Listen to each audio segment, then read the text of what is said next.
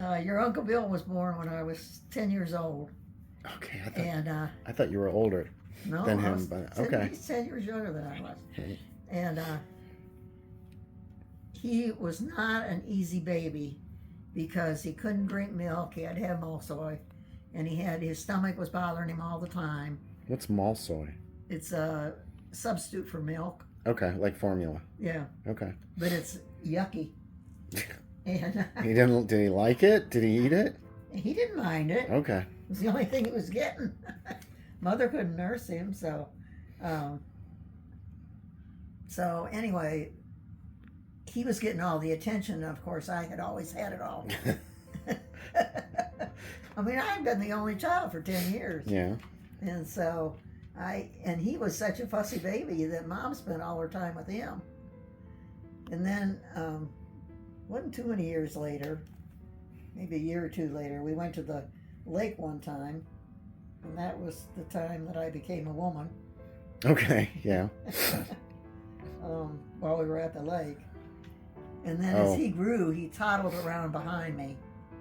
All he ever wanted to do was go with Sue. Go Sue, go Sue. Which was kind of difficult because he was so much younger. Yeah. I mean, he was 10 years younger. So, Did plus he interfered with my babysitting.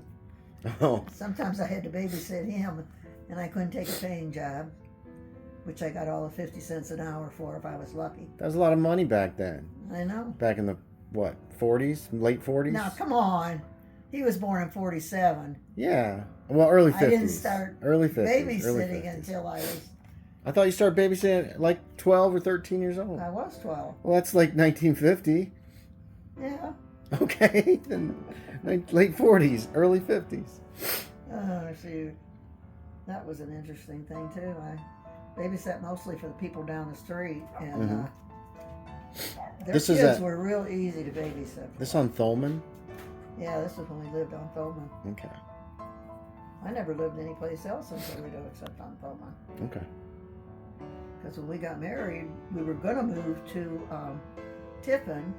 Joe had an apartment in Tiffin, and I was going to move there and with him, and was going to teach, or had a guidance counselor job at the Catholic high school there.